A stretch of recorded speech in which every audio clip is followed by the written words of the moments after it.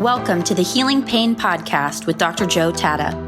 Each week, we interview top experts in physical therapy, pain science, and integrative pain care.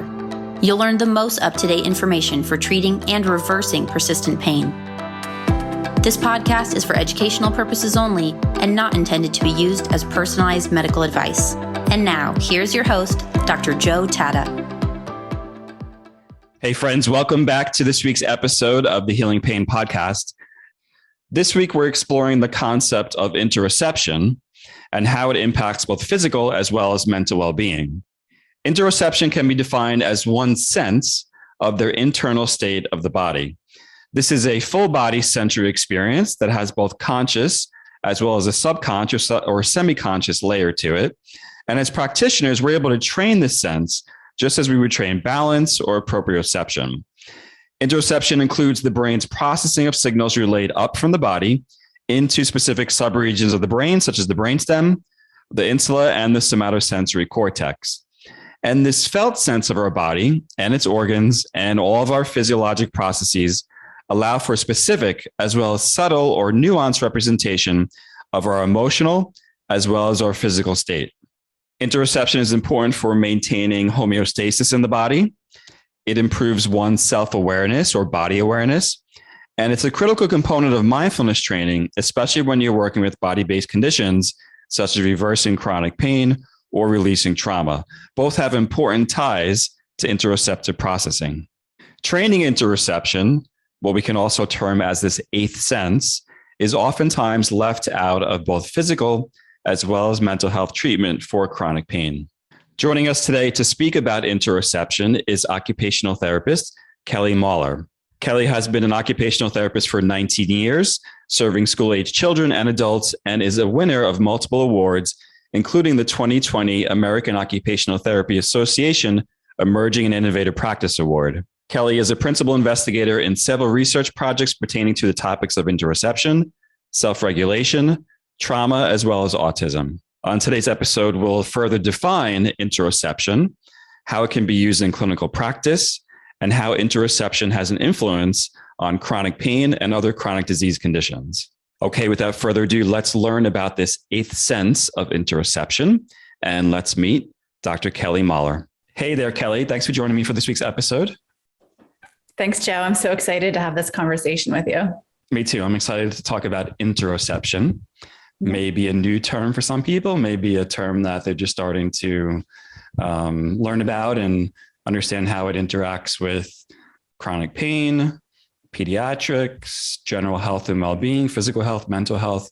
I know you've done so much work in this area. I mean, I've looked at your website. Your website's really incredible. Everyone can go check our website out at kellymahler.com, kelly-mahler.com. Everyone can go there and check it out. And the link is in the show notes, of course. But tell me, as an OT, how did you become interested in interoception way back when? Yeah, way back when, I thought interoception was a toy living thing. I had no idea just how impactful interoception was. And it was through writing a book with a friend of mine. We were writing a book just about sensory processing in general. And I said to her, hey, let's add this information about this newest sense, interoception. And she loved it. And so through that process of writing that book, I just went deep into the interoception literature. There wasn't a lot at that time. But it just blew my mind just how vast of an influence this sense has on all of our lives. And so through publishing that book and started talking on the topic, people just were hungry for more and more information. And that is an interoception pun that we'll explain later. But interoception allows us to feel many feelings in our body, like hunger and pain and thirst, and all of our affective emotions like frustration and anxiety. So it just was kind of a journey that naturally happened. And it has taken me personally on a roller coaster of self-improvement, but also professionally. So you mentioned there that you were doing research and you found this new sense, if you will. Mm-hmm. Most people think that as humans, we have 5 senses. Mm-hmm. Talk to us about the senses between the 5 that we traditionally know and identify, and interoception, which, as you mentioned, is like the 8th sense. But what are the 2 in between? And why don't we really talk about the other 3 more? Yeah, that's a good question. I think we're getting better at talking about the other three, but they are, like you said, lesser known. So we have our proprioceptive sense, and that's just our sense of like where our muscles and joints are and how our body parts are located in space. And we have the sense of vestibular, and that is our sense of movement and balance. And then we have interoception, which is the eighth sense. And it is the newest sense on the block. It was defined back in 1900s, but largely ignored by the scientific community until a brilliant neuroscientist named Dr. Bud Craig. He was able to give a lot more definition and weight behind this sense we call interoception. He did incredible work in his lab.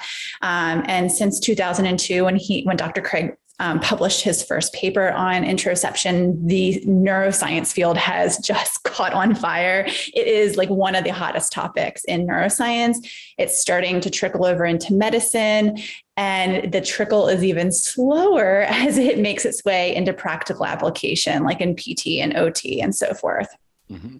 But you would think as PTs and OTs, especially as you mentioned before, there are certain skills that we help people, to activities of daily living in general is a sensory experience in a lot of ways. You think we would be a little more interested in this topic, maybe even doing research ourselves as PTs and OTs, because it's really squarely within our wheelhouse to be assessing and training aspects of interoception. Tell me in your own words, how do you define interoception? I guess maybe from like a more scientific perspective, and then how would you explain it to a patient or a client you're working with? Well, interoception has a lot of many different aspects. So I think the biggest job interoception has is helping us to be consciously aware of how our body is feeling. So noticing our inner body signals like a racing heart or tense muscles or neck pain or a growling stomach or a full bladder. And those body signals provide us with important clues to our emotional experience. Like, how are we feeling in that moment? Our body provides us with these clues to helping us to be able to understand exactly how we're feeling. And many of us, because we live in a society that does not put a lot of emphasis on paying attention to how our body is feeling, many of us really have a disconnect with our interoceptive system, and that can have profound impacts on many different aspects of life.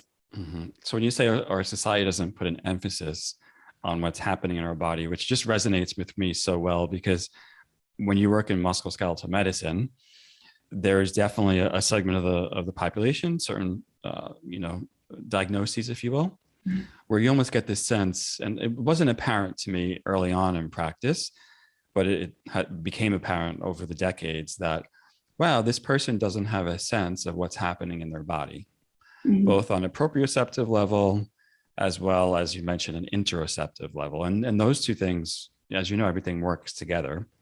So if we're not living in our body, where are we living?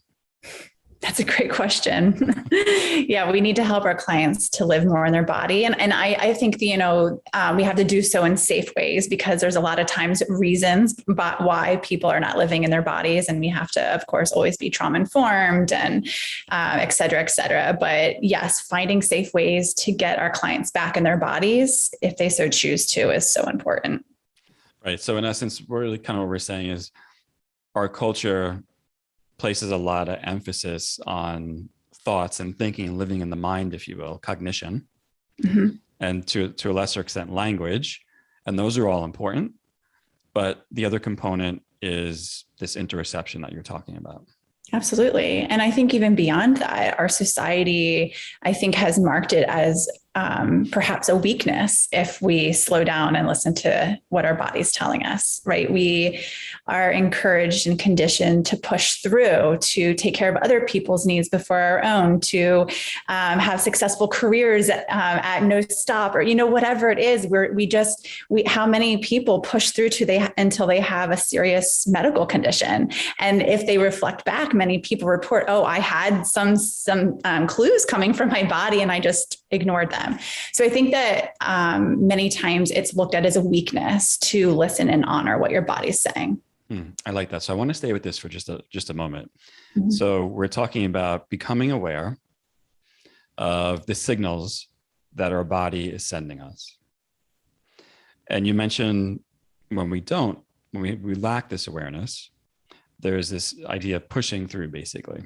Mm-hmm. So pushing through, there's a lot of things. Pushing through really resonates me on a lot of levels. But let's put that into like some real life situations. So if someone decides to change their diet in a healthy way, but yet they still experience, let's say, hunger or a craving, do people, I guess, push through or ignore gastrointestinal sensations? And is that part of interoception? Yeah, well, that is definitely part of interoception, is those gastrointestinal sensations, like the growling stomach or whatever it is for you.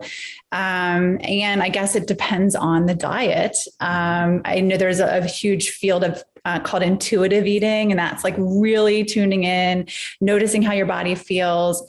Is like the message is coming from your body. Is it actual hunger and need for fuel? Is it boredom? Is it something else? And really tuning in and getting fine-tuned with how your body is feeling, and then eating based on that information.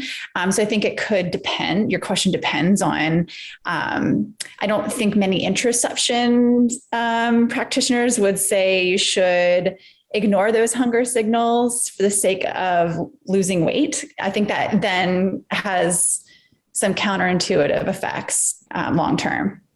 But being aware of signals of satiety is an important component of interoception, let's say.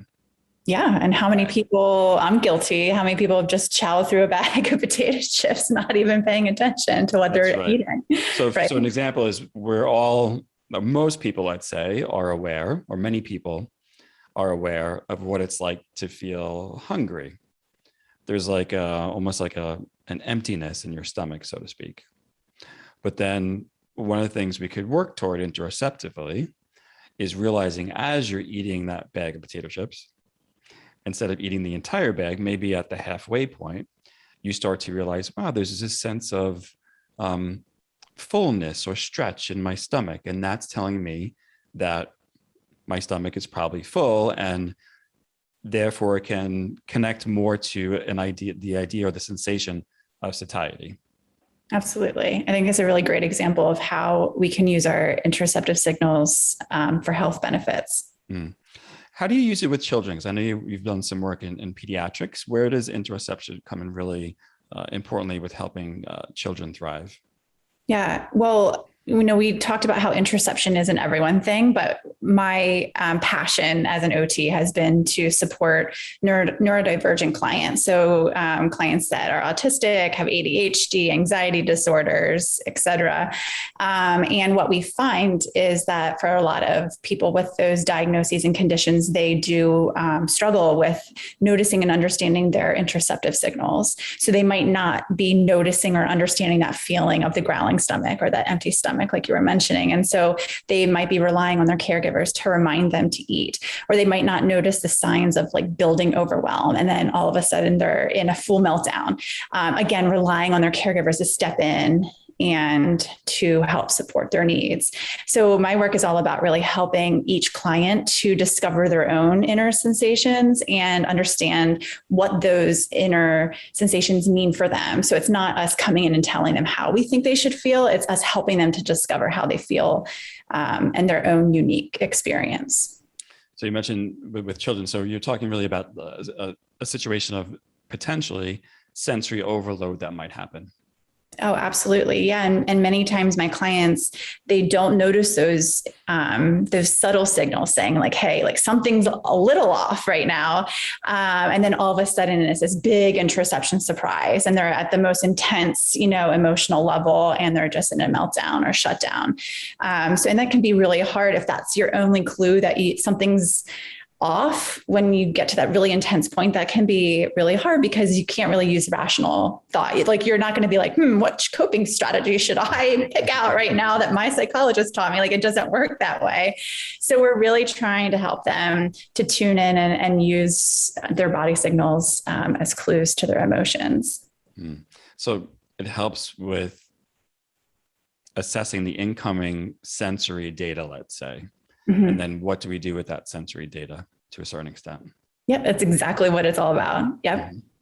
And when we're talking about interoception, is there a certain part of the nervous system? Because I know people like to kind of dive into the autonomic, the somatic, the enteric, the central, or is it all a component of interoception? Well, that depends on which neuroscientist you ask. To me, I just kind of look at interoception very globally. Like there is an implicit side of interoception, of that sense that's happening beneath our level of consciousness. And it is our foundation of homeostasis. So interoception is monitoring all of the tissues and organs and everything in our body, monitoring the condition of our body. And when there's an imbalance detected, interoception is what helps to catch that imbalance and help our brain and body restore that inner balance. So whether it's, releasing more glucose or adjusting the pH levels in our body, whatever it is. So I kind of look at it more globally. That interoception is just this general sense of homeostasis, whether it's unconscious homeostasis happening beneath our level of consciousness, or it's that conscious side when we notice like our body feels cold and we actively do something to restore that balance in our body. So the entire organism is the way you like to look at it. Yeah. And I'm sure that could be that. I like that. Yeah, thanks. Otherwise we wind up in, we kind of segment things out, which I think becomes problematic. Yeah, I agree with that. And I just want to touch for a moment on the subconscious aspect of interoception, as you mentioned, because early on we mentioned like an awareness of your body, let's say, an awareness of hunger. But you're also talking about there is an important subconscious aspect to interoception, because if we were aware of all this sensory information coming into our body at every moment, every day, what would that mean? I don't even want to imagine that. What could it mean? That would be a really overwhelming place to be noticing every single change that's happening in our body, to be striving for that place of homeostasis. I do have clients that do overfeel a lot of sensations that many of us might not feel. Like I had a client that could feel every time he ate a meal, he could feel it digesting the whole way through his digestive tract. Like that's not an experience that many of us have on a daily basis, but for him, he was experiencing that. So there are some people that have a small element of that over responsive to their internal signals, and too much interoception is not necessarily a good thing. It still results in a really overwhelming experience. He wasn't able to use his body signals as reliable clues to his emotional experience, which then limited his ability to take it, like that you said, that next step in helping to care for his body's needs. Interesting. So we can learn how to modulate this in a way that's healthy. So obviously there are signals that should remain subconscious, because throughout the day, I don't necessarily want to think about my blood sugar levels or my heart beating. But then there are times when my heart does start to race that I want to be aware of that sensation and then start to figure out, is this low blood sugar? Mm-hmm. The reason why my heart's racing? Is this anxiety because I have a pending project?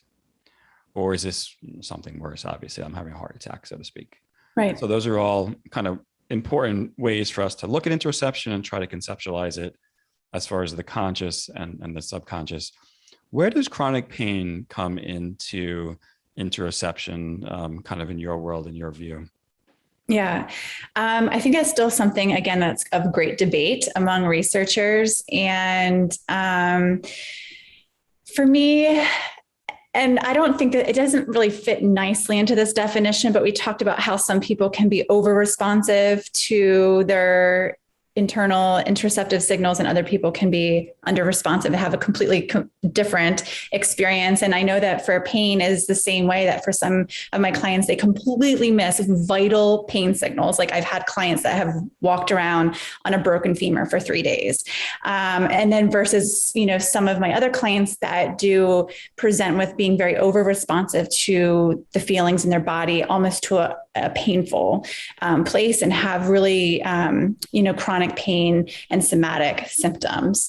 I don't think it fits very nicely in that definition, but it's kind of giving a bit of a framework that maybe you and I could talk about a little bit more. Right. So it's part of the pain experience, let's say.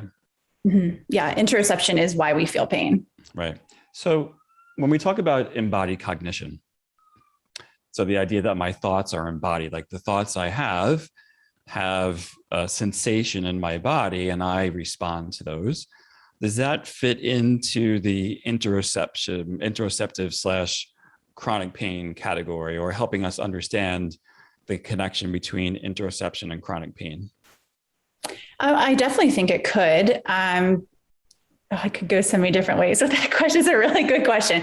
So, definitely the sensations coming from our body do affect how we perceive and think about the world and think about our bodies. And we have what are called interoceptive predictions. And so we begin as we grow, from the time we're born, our bodies are starting to mark how our body is responding to everything we're experiencing. Is that experience making our body feel comfortable? Is it making our body feel uncomfortable? And those responses in the body are stored. And then we rely upon those interoception memories or predictions to guide our future behaviors. It's kind of like our instinct or our intuition, like, this makes me feel uncomfortable, or oh, this makes me feel uncomfortable. And I think that what some researchers are starting to talk about in chronic pain is that the stored interoceptive predictions become like my body. There's,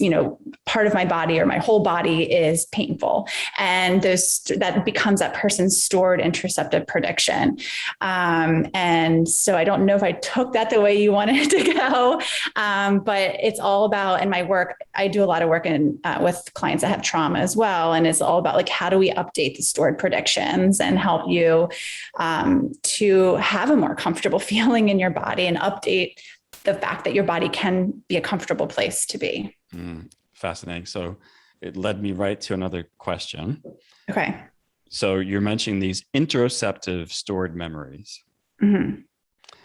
Are these interoceptive stored memories in our kind of like higher cortex, or are these memories stored somewhere kind of more lower? Well, it's kind of, or do we know, or is this a little bit still controversial? Oh, it's everything in the interoception field is controversial right now. It's such a field in its infancy, and we've learned so much. We definitely know there is definitely an interoception system. No one is disagreeing with that, but exactly how it works, we've learned a lot, but still very controversial. And I would say that the people that are talking a lot about interoception predictions, they talk about it in almost a sequential, like hierarchical way of your brain processing it. And so that's the hierarchical is bottom up. Yeah, bottom up. Yes. Mm-hmm. Yeah. And so if something is against what we have stored, it could reach higher levels of our brain, and those predictions can be updated. Predictions, right? So it's a prediction, so it's not a fact. It's a prediction. I think that's an important, and I know even that is controversial. Mm-hmm. But the idea of chronic pain, since there is no actual physical threat happening, right? So if I have back pain, it's not like someone is taking a knife. If I have chronic lower back pain, it's not like someone is taking a knife and jabbing me in the lower back. Mm-hmm. Let's just say my body for a moment. That way we don't pinpoint any part of the nervous system or any other organ. My body, in essence, is predicting that this is a dangerous situation for me, and therefore it turns on pain. So for someone with chronic lower back pain, it may be that picking up a bowling ball at a bowling alley, which weighs, 5 pounds, is an interoceptive sign, or somehow there's an interoceptive prediction there of pain. Something is dangerous, basically. Mm-hmm.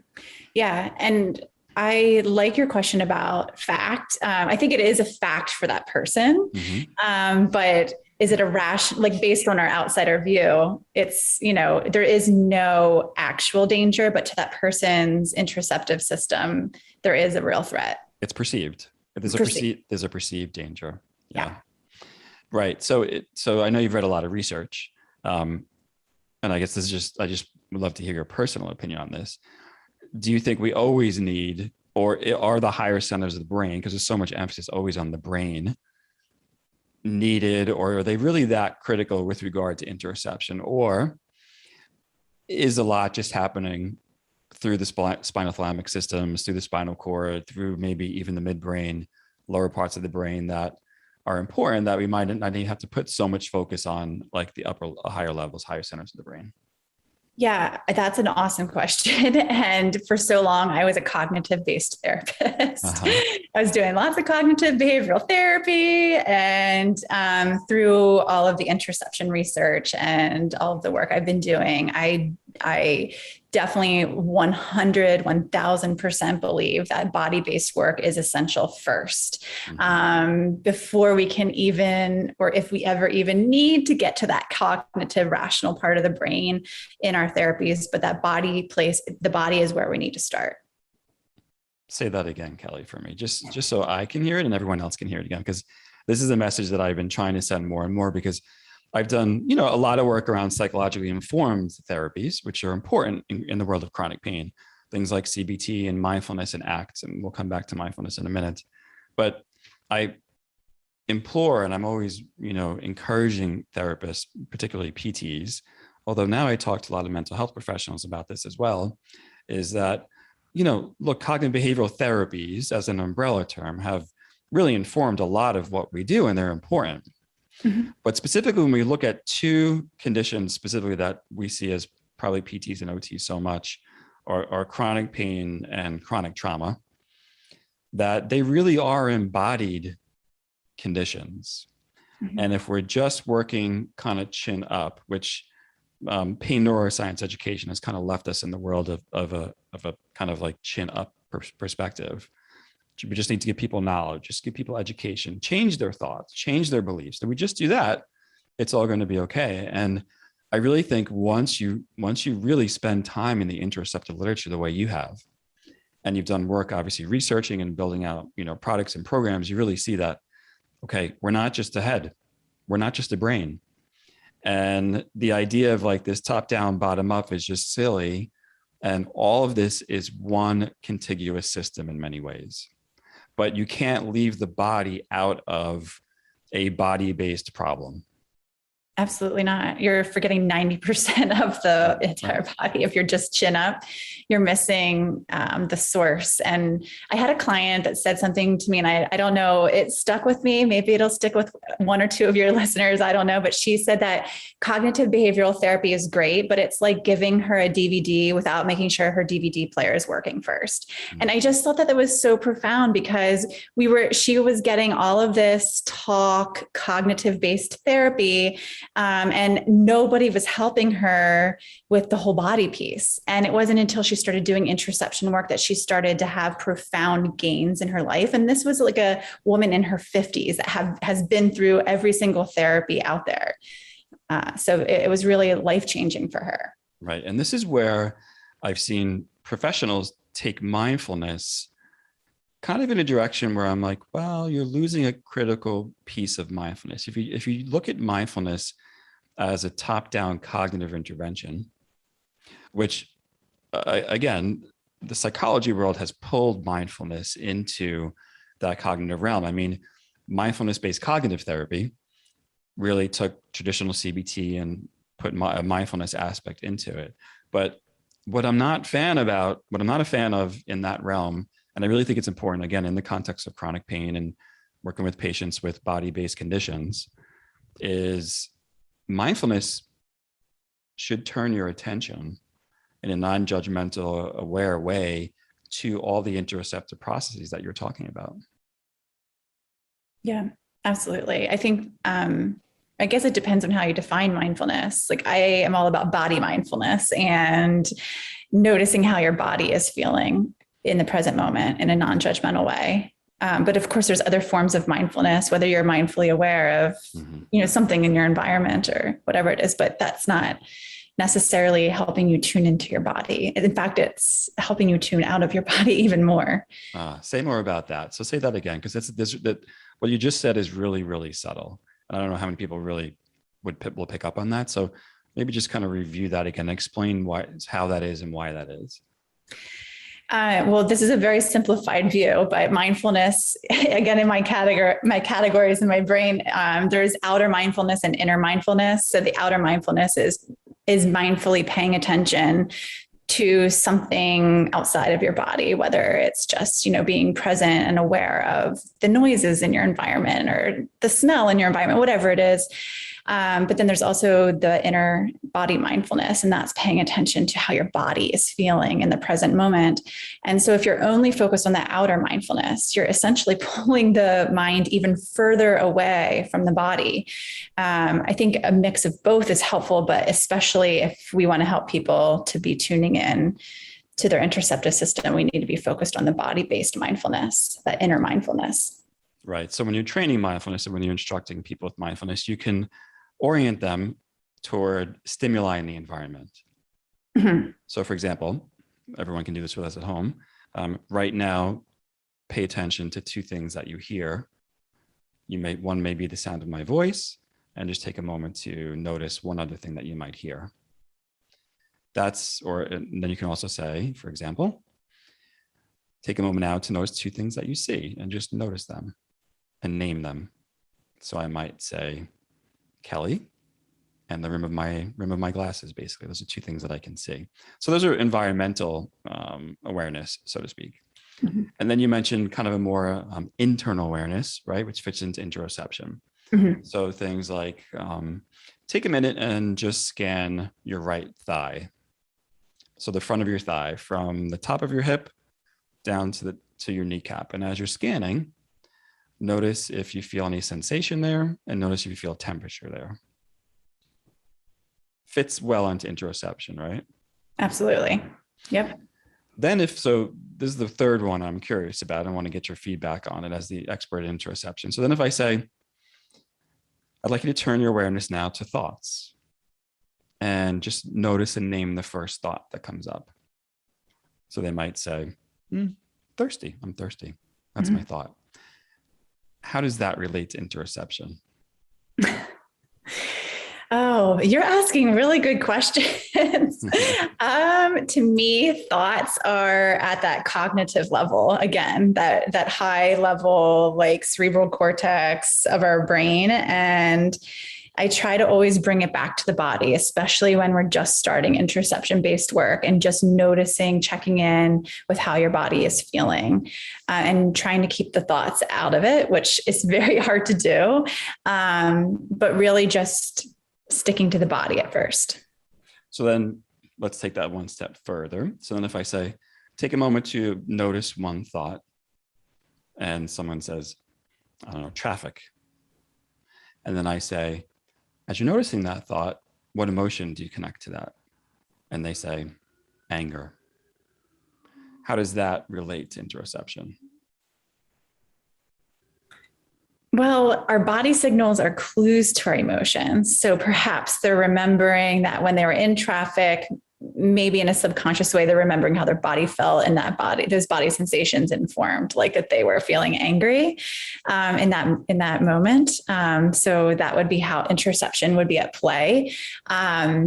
I like to work in like real moments, like present day moments, and noticing how your body feels right now in this moment, and starting to help someone to use how their body feels in that moment as a clue to their emotional experience, rather than working on like pulling out contrived situations, if that makes sense. Like, so I talk about real learning and artificial learning. We're really good at artificial learning. Like, tell me about how your body feels when you're stressed. Like, that's like kind of artificial learning to me, like, or labeling a body outline and telling me what you notice when you're in pain or angry. Like, I would rather work in the natural, real learning context. And my work is all about like evoking sensation in your body in a really safe, playful way, and noticing how your body feels in that moment or in the activity. So real context-based learning. Although in that example, when I said anger, my question for you and how this relates to interoception is anger, which we identify as an emotion. Is that a cognitive appraisal? Or is that more of an interoceptive body appraisal? I don't know.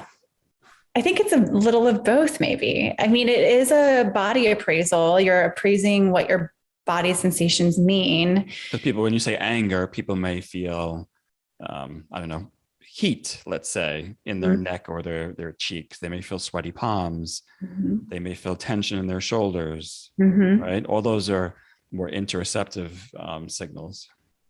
Absolutely. But So does it require that it is filtered up into the brain to have this cognitive evaluation, if you will, of anger? That's anger. Because sometimes people confuse sensations, right? So sometimes excitement can be confused for anxiety, right? Absolutely. Like feelings of excitement. Absolutely. Yeah. Yeah. So when you start teaching interoception to PTs and OTs, where's the one place that they kind of get stuck in the beginning? They can't put down their cognitive strategies. A lot of things we just spoke about, actually. Yeah. And I mean, I guess it depends really on like what practice setting you're in, but a lot of the people I'm speaking to in the pediatric world, they're also very behavioral based and compliance based, which actually could apply to adults too. We live in a compliance driven world where we don't listen to what our body needs. Instead, we try to comply with whether it's rules or demands or whatever it is. So we ignore what our body is telling us we need in order to comply with whatever it is, whether it's pleasing other people or, the whole 9 yards. So in the pediatric field, many of our dysregulated learners, the foundation of what they're struggling with is understanding their interoceptive experience, but yet they're subjected to these compliance-based behavior models, like do what I say. And if you do what I say, then you're going to get a reward or a reinforcer, or you won't get in trouble or whatever it is. And so they're continually conditioned to ignore what it is their body is telling them they need. Like maybe they need to wiggle and learn and move to learn, but the school is saying, oh no, you need to sit still or you're going to clip down on this chart kind of thing. So the very thing that they need, that developing that inner understanding, is being squashed by these compliance driven models. So that is really like helping people shift away from that and getting to a place where we're empowering all of our clients with a better self-understanding through interoception. I mean, that must really change the whole dynamic for a kid who's struggling in school. It shifts the narrative completely. It shifts it from you are this kid that is behaving badly on purpose to a place that you're just confused over your inner experience, and we can empower you with that self-understanding. Right. So becoming more aware of your inner experience helps you relate differently to what that experience actually is. Yeah.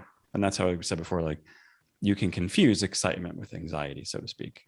Absolutely. Or, I think this kind of goes back to what you initially said, how you discovered this, like toileting, for example. Like even that can be confused as anxiety, for example. Like if you have an urge, that can be confused as anxiety. It really takes you back to almost school. And I think about some of the mainstream kids who I went to school with and some of the things they struggled with and how people perceived it versus how it probably really is. Yeah. I love that you just said that. We misperceive so many of our clients, young and old. And I don't think we put enough emphasis in trying to get to the deep whys, like their inner experience. We just kind of assume, and I don't think this is coming from a malicious intent. I think we just kind of assume that people have the same exact experience that we do. And so we kind of put that on them. And what we're finding is that's really not the case at all. And many times we're really, really missing important pieces of our client. Right. And everything that you're teaching here with this work with regard to interoception, whether it's with adults or children, almost no matter what kind of diagnosis it is, you're really helping people to feel safe again in their body and safe again with their own personal experience. Yeah, that is the goal and my hope for all of this. Yeah, which is why your work is so important. Like as I read through like your website, I'm like, this is all about helping people feel safe in their body. And it's hard to just do that if you're using a top-down approach, basically. That we have to work through the entire body, all parts of the nervous system. As we help our patients feel safe, then they feel empowered, and then they can obviously go out and do the things they want to do. Yeah, absolutely. And, I think it brings it back to that whole mindfulness piece too. Like you were asking, I see this mindfulness craze, and it's like mindfulness for everybody. And we don't stop to think people don't have a safe relationship with their body. Mm-hmm. And so when we're inviting someone to participate in mindfulness, many people are not taking that into consideration. So we really need to be very careful and thinking about that safety aspect, like you're mentioning. Right. And how do you titrate the mindfulness, and how do you approach the mindfulness? Because some people might do better working with the environment first and then going into their body. Yep. Some people might do better working in their mind, so to speak, than moving into their body. And for some people, it's the opposite. So that's where I think the skill comes in with mindfulness, rather than it's just take deep breaths and relax. And once that happens, everything is okay, which we know once you start using mindfulness, that's not how it works. Right. Everyone can, of course, find more information out about Kelly's work on her website. The website is kelly-mahler.com. That's kelly-mahler.com. It's an incredible website. Lots of great information there, tools, tips, and educational pieces that you can pick up on. Kelly, I want to thank you for joining us this week on the Healing Pain Podcast and working through kind of all the nitty-gritty of interoception. It's really important. And I'm excited for your work, and come back when you have some more updates for us. I'd love to. Thanks for having me, Joe. Okay, I ask everyone at the end of every podcast to share this with your friends and family on Facebook, Twitter, LinkedIn, wherever anyone's talking about interoception. I'm Dr. Joe Tatta, and we'll see you next week. Thank you for listening to the Healing Pain Podcast with Dr. Joe Tatta. To subscribe to the podcast and learn more, visit Integrative Pain Science Institute.com. That's Integrative Pain Science Institute.com. Sign up to receive weekly updates, leave a review on iTunes, and share this episode with your friends.